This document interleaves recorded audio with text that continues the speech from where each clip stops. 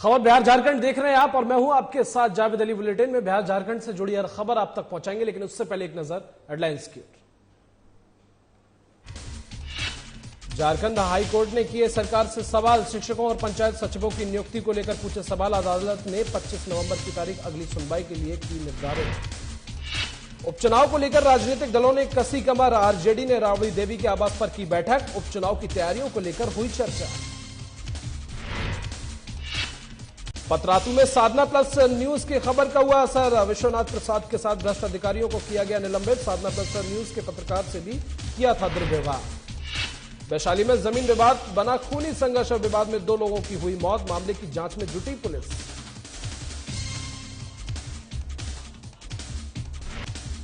बोकारो के आलू गोदाम में लगी आग, 3 गोदाम जलकर हुए खाक। मुखिया ने मुआवजा देने का पीड़ित दुकानदारों को दिया आश्वासन।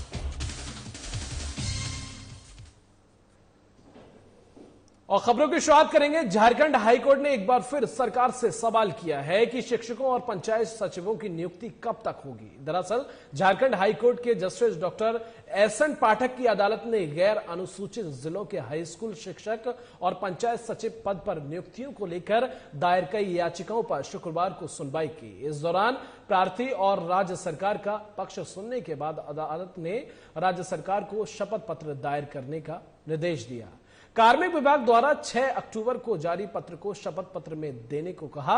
शपथ पत्र में यह बताने को कहा कि गैर अनुसूचित 11 जिलों में सरकार का क्या स्टैंड है और कब तक नियुक्ति होगी। अन्य विषयों और पदों के अभ्यर्थियों की नियुक्ति पर सरकार क्या विचार कर रही है। अगली सुनवाई के लिए अदालत ने 25 नवंबर की तारीख निर्धारित की है।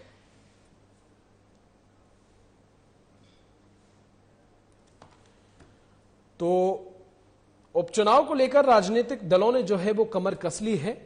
आपको बता दें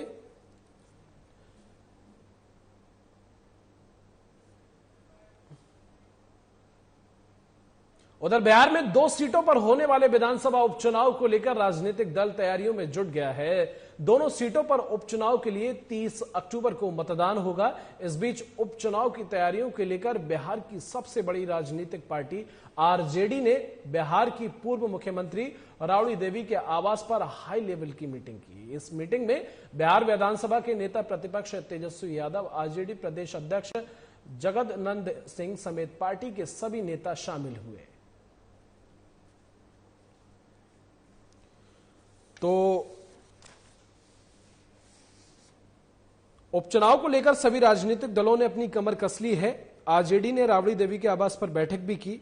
आपको बता दें उपचुनाव की तैयारियों को लेकर चर्चा भी तेज हो गई। सभी पार्टियां जो है वो अपनी तैयारियों में भली भांति जुट गई हैं और किसके सर पर ताज होगा ये तो चुनाव के बाद ही पता चलेगा। फिलहाल सभी पार्टियां अपनी अपनी तैयारियों में जुटी हुई हैं। 30 अक्टूबर को मतदान होगा। इस बीच उपचुनाव की तैयारियों को लेकर बिहार की सबसे बड़ी राजनीतिक पार्टी यानी कि आरजेडी ने बिहार की पूर्व मुख्यमंत्री राबड़ी देवी के आवास पर हाई लेवल की मीटिंग की।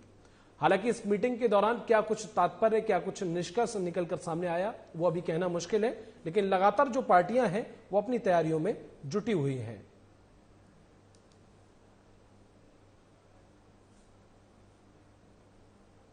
लालू और राबड़ी परिवार में जारी घमासान और तीखा हो गया है। तेज प्रताप यादव ने आज तेजस्वी यादव पर बड़ा हमला बोला है। तेज प्रताप ने ट्वीट कर तेजस्वी पर राबड़ी देवी और मीसा भारती को भी किनारे लगाने का आरोप लगाते हुए कहा कि बिहार की महिलाएं उन्हें कभी माफ नहीं करेंगी। हालांकि तेज प्रताप सीधे तेजस्वी का नाम नहीं ले रहे हैं, लेकिन वे किसे क्यों कह रहे हैं ये स्पष्ट है। आरजेडी के स्टार प्रचारकों की सूची में मेरा नाम रहता ना रहता, मां और दीदी का नाम रहना चाहिए था।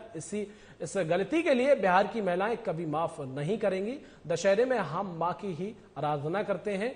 इसी ट्वीट में तेज प्रताप ने मां को लेकर एक शेर भी लिखा है। उन्होंने लिखा है, ए अंधेरे देख ले, मुंह तेरा काला हो गया, मां ने आंखें खोल दी, घर में उजाला हो गया। इस ट्वीट में तेजस्वी यादव का नाम नहीं लिया गया है, लेकिन किसे ये बातें कही जा रही हैं ये हर कोई समझ रहा है।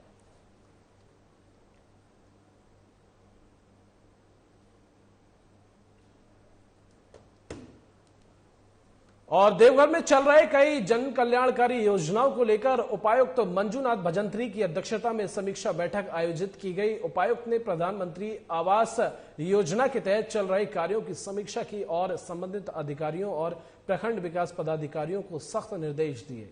उन्होंने कहा कि 194 पंचायत अंतर्गत लक्ष्य के अनुरूप कार्य करते हुए तय समय तक पहली किस्त की राशि लाभुकों के खातों में हस्तांतरित करें। उपायुक्त ने संबंधित अधिकारियों और प्रखंड विकास पदाधिकारियों को निर्माण कार्य की नियमित मॉनिटरिंग कार्य प्रणाली में सुधार लाने का भी निर्देश दिया।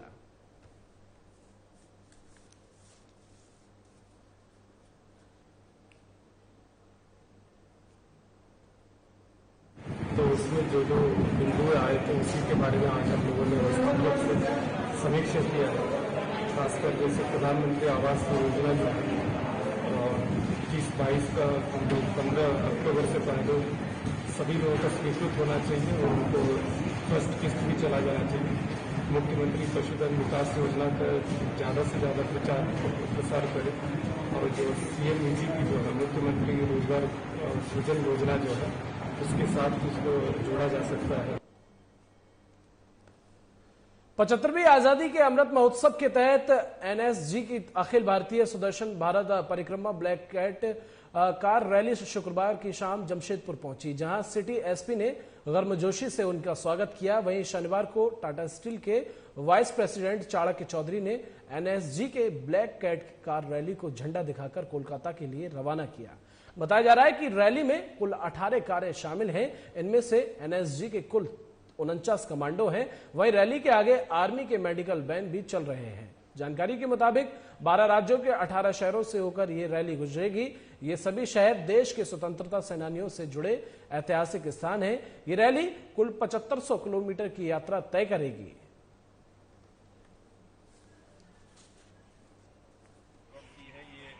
एक बहुत ही अच्छा हमको लगता है कि उन्होंने मेरे हिसाब से एक एडवेंचर है, लेकिन एक इंटीग्रिटी दिखाने के लिए ये पूरा शुरू किया है और गांधी जयंती पे इसको फ्लैग ऑफ किया गया लाल किला से दिल्ली में। और ये 7500 किलोमीटर 30 डेज पे 12 सिटीज़ और स्टेट्स से घूमते हुए दिल्ली पहुंचेंगे और सुबह अभी निकले हैं, ये जा रहे हैं कोलकाता। तो जैसे आप लोग तो सब यहीं के हैं तो आप जानते ही हैं कि जमशेदपुर का नाता देश के हर बड़े छोटे इवेंट के साथ कनेक्टेड है और ये भी एक क्योंकि 70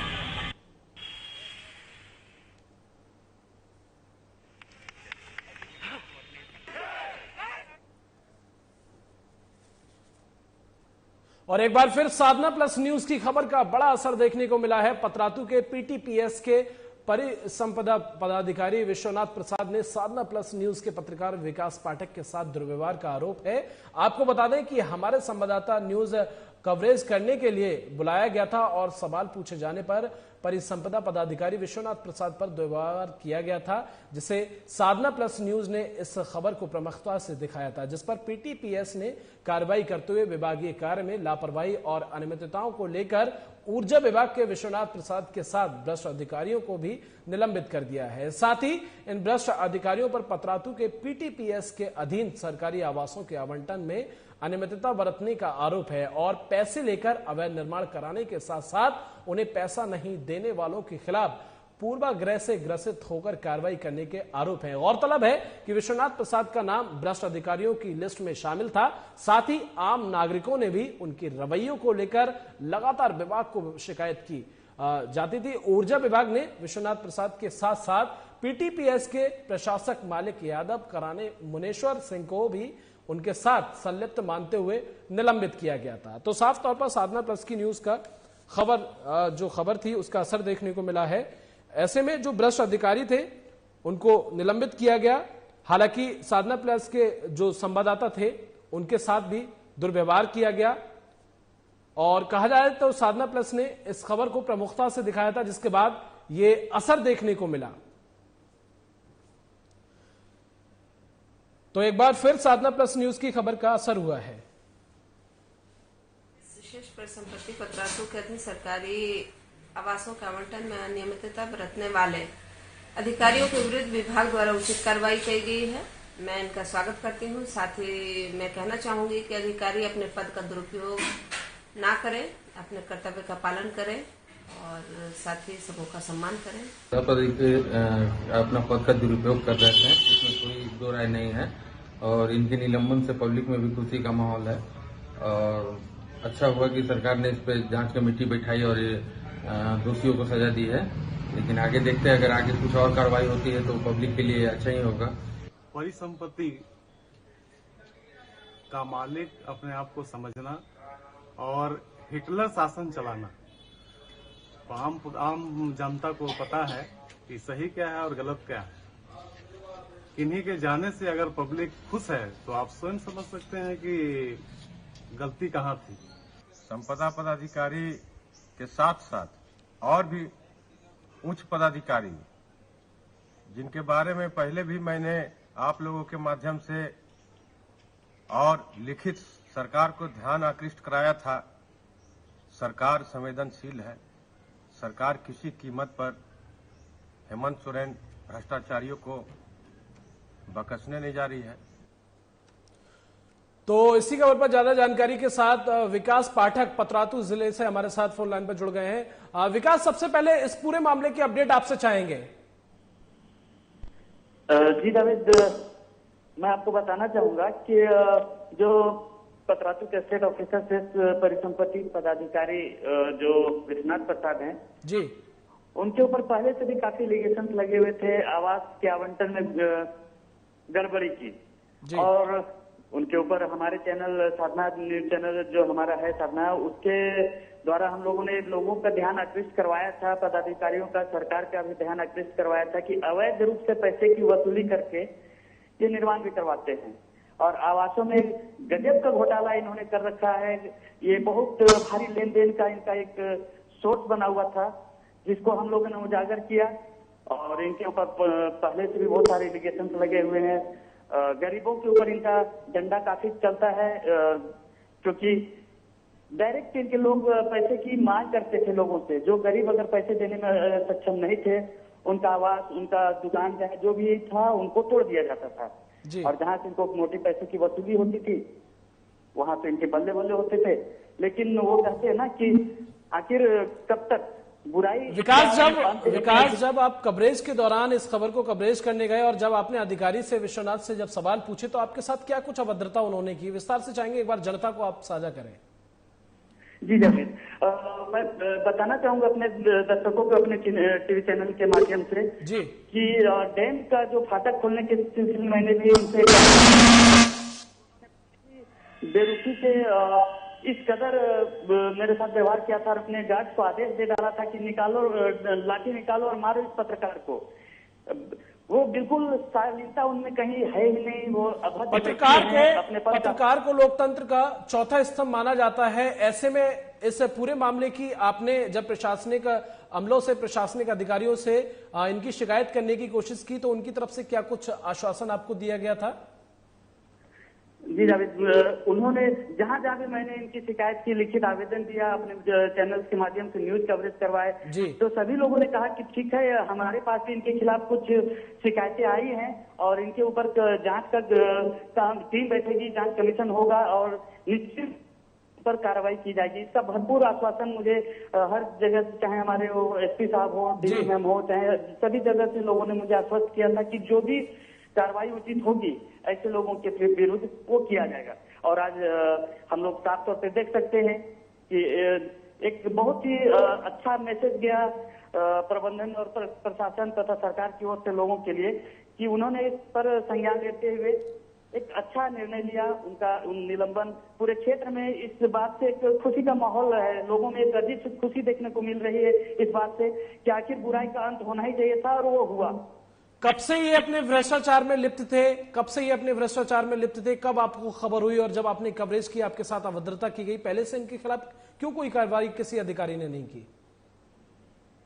जी जावेद, एक्चुअली ये किसी भी पदाधिकारी, स्टेट ऑफिसर को 2 साल या 3 साल से ज्यादा एक जगह पे रहने की पहले तो कोई ऐसी रूल्स नहीं है कि एक ही जगह पे वो पदस्थित रहें और ये पिछले 4 सालों से इसी पतरातू में ही काबिज थे और जिसकी वजह से इनका मनोबल काफी बढ़ा हुआ था और इनके लोगों के द्वारा उगाही की जाती थी, इसकी शिकायत मुझे मिली थी। मैं उस सिलसिले में भी इनसे बात करने जाता था तो कभी वो बाइट देने से या किसी भी तरह का जवाब देने से हमेशा कतराते थे और सीधे सीधे कहते थे मैं कोई बाइट नहीं दूंगा, आपको जहां कंप्लेन करना है कर लीजिए।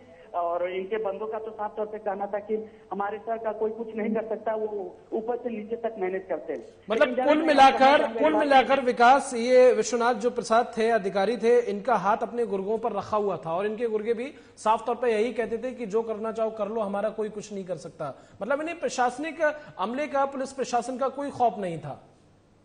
बिल्कुल नहीं, बेखौफ तरीके से ये अवैध काम करते थे। आवंटन जो होते थे, आवास के आवंटन में घोटाले क्या करते थे, एक लोगों के नाम, मतलब एक व्यक्ति को 4-4, 5-5 आवास दे रखा था इन्होंने पैसे की उगाही करके। कहीं पे कोई सिस्टम था ही नहीं इनके पास, इनका काम करने का कोई धारा नहीं, जो बस पैसे का खेल था, मोटी रकमों का खेल था और बेखौफ काम करते थे ये इनके बंदे। चलिए विकास, तमाम जानकारी के लिए बहुत बहुत शुक्रिया। और खबरों में आगे बढ़ेंगे। झारखंड में एक और जहां राज्य सरकार द्वारा सभी जिलों में कोरोना गाइडलाइन का पालन कराने को लेकर सख्त दिशा निर्देश दिए गए हैं, वहीं दूसरी ओर दुमका जिले में कोरोना गाइडलाइन की धज्जियां उड़ाने जाने का वीडियो सामने आया है। दुमका के एक निजी होटल में बार वालाओं के साथ बड़ी संख्या में लोग नाचते गाते नजर आए। एक और जहां सरकार की ओर से किसी भी सामूहिक आयोजनों को आयोजित करने पर प्रतिबंध लगाया गया है, वहीं दूसरी ओर ये वायरल वीडियो दुमका जिला प्रशासन की पोल खोलते हुए नजर आ रहा है। ये वीडियो सोशल मीडिया पर खूब वायरल हो रहा है। हालांकि इस वीडियो की सत्यता की पुष्टि साधना न्यूज नहीं करता है।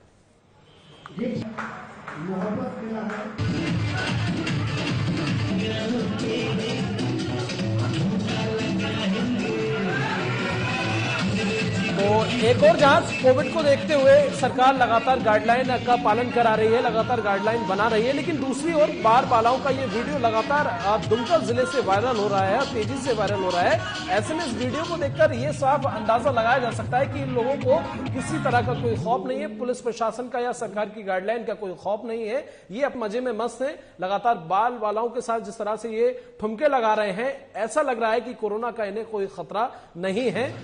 लेकिन दूसरी तरफ सरकार की बात की जाए तो सरकार लगातार सख्त है, लगातार कोविड को लेकर अपनी गाइडलाइन बना रही है, लेकिन इन लोगों को किसी तरह का कोई खौफ नजर नहीं आ रहा।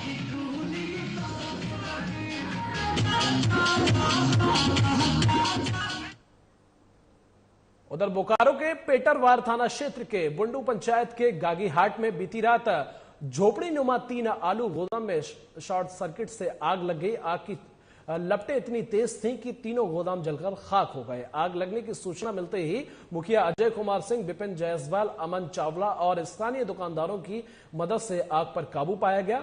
मुखिया अजय सिंह ने बताया कि आग धीरे धीरे थोड़ी दूर में लगे ट्रांसफार्मर की तरफ बढ़ रही थी, लेकिन सभी के सहयोग से एक बड़ा नुकसान होने से बचा लिया गया। मुखिया अजय कुमार सिंह ने पीड़ित दुकानदारों को जीविकोपार्जन के लिए जांच के बाद जिला प्रशासन के सहयोग से मुआवजा दिलाने का आश्वासन दिया है।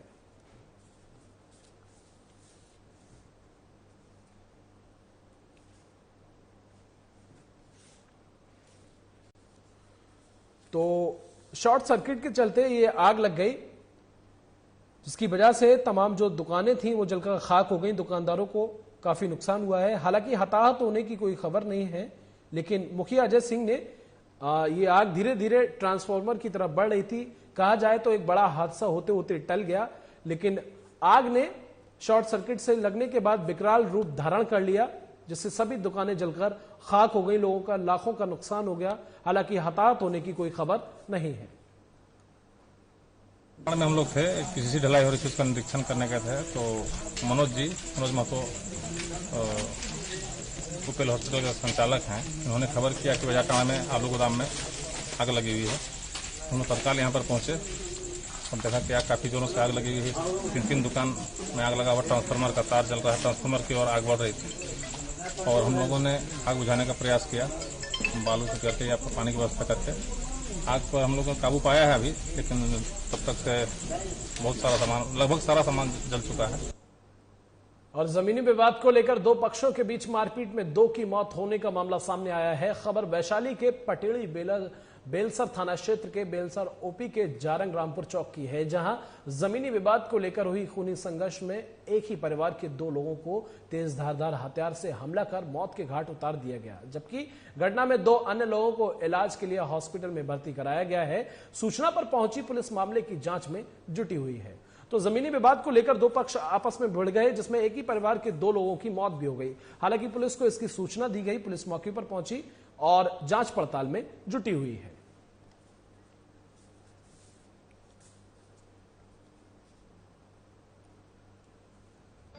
बेलसर थाना क्षेत्र में जारंग चौक और यहाँ पर जमीन को विवाद को लेकर के आपस में 2 परिवार लगा हुए धारदार हथियार से दोनों एक दूसरे पर वार करते हैं। उसमें शशि ठाकुर और संगीता ठाकुर दोनों को लगा है तेज धारदार हथियार का, उसमें गर्दन में जख्म हुआ है, जिसमें दोनों की मृत्यु यहाँ पर हो गई घटनास्थल पर। उधर सिवान में कल जहां 2 प्रमुखों में पंचायत चुनाव संपन्न हुए, वहीं चुनाव के दौरान कई हिंसक घटनाएं भी सामने आई। इसी क्रम में हसनपुरा एमएच नगर थाना क्षेत्र के कारमासी मध्य विद्यालय के खाड़ी में एक युवक का शव बरामद होने से इलाके में सनसनी फैल गई। शव का सूचना मिलते ही आसपास और दूर दराज के लोगों की भीड़ शव को देखने के लिए उमड़ पड़ी। घटना की सूचना मिलने पर सिवान के पूर्व सांसद ओम प्रकाश यादव भी मौके पर पहुंचे। बताया जा रहा है कि कल पंचायत चुनाव खत्म होने के बाद मृतक अपने ससुराल गया था। स्थानीय लोगों का कहना है कि युवक की हत्या का शव को फेंका गया है। वहीं पुलिस इस मामले की जांच पड़ताल में कुछ भी बोलने से बच रही है। पुलिस ने शव को अपने कब्जे में लेकर पोस्टमार्टम के लिए सदर अस्पताल भेज दिया है।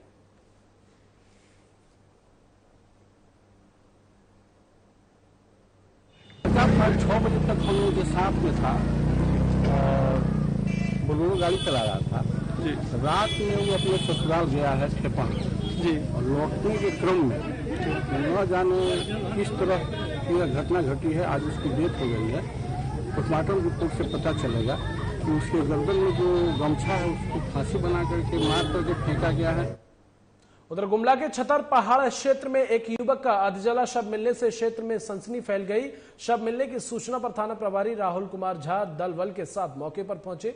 मृतक की उम्र करीब 25 साल बताई जा रही है। शव जला होने के कारण मृतक की पहचान नहीं हो सकी है। शव को देख आशंका जताई जा रही है कि युवक की हत्या के बाद शव को जलाने का प्रयास किया गया। बहरहाल पूरे घटनाक्रम से आसपास के इलाके में दहशत का माहौल है। फिलहाल पुलिस पूरे मामले की छानबीन कर रही है। जल्द ही मामले का खुलासा किया जाएगा।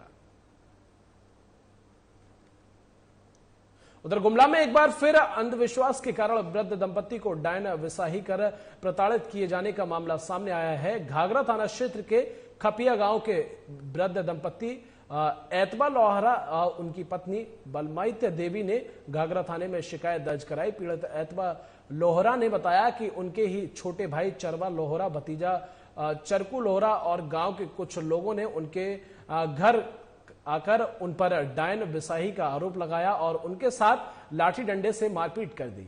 उन लोगों से जान बचाते हुए वृद्ध दंपति ने थाना पहुंचकर शिकायत दर्ज कराई। वहीं थाना प्रभारी आकाश पांडे ने शिकायत दर्ज के आधार पर आरोपियों के खिलाफ कार्रवाई करने की बात कही है।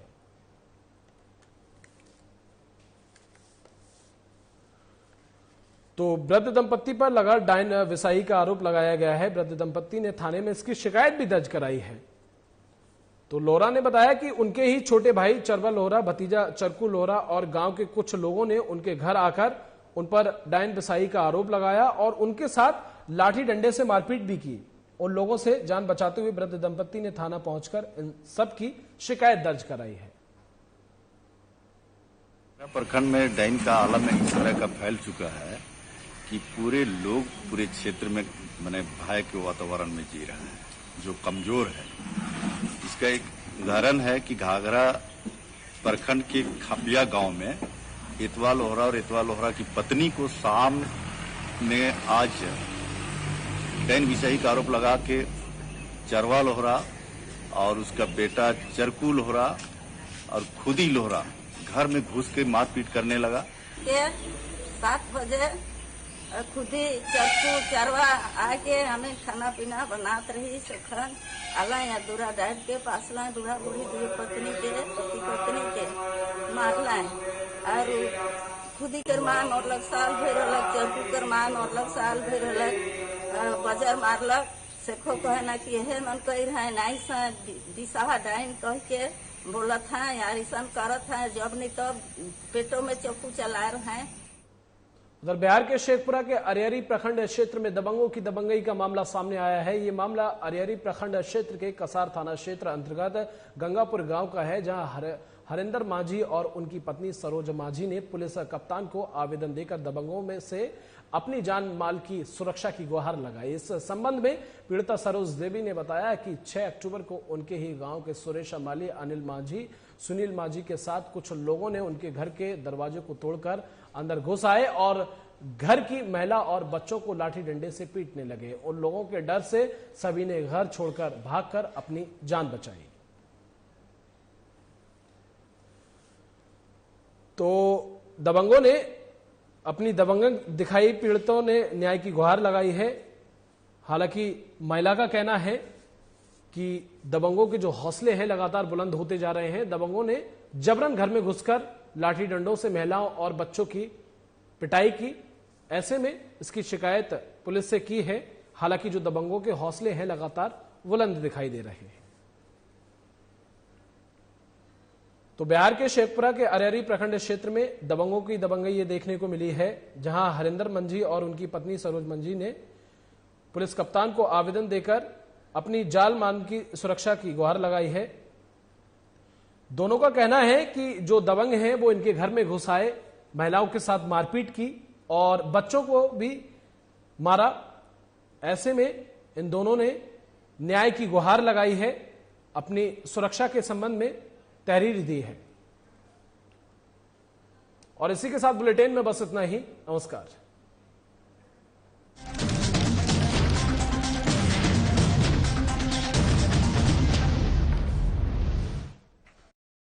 क्या आप दुबले पतले कमजोर हैं, आपकी सेहत नहीं बनती, भूख कम लगती है, वजन नहीं बढ़ता? दरअसल मेन बात खाना पीना खाना नहीं है, मेन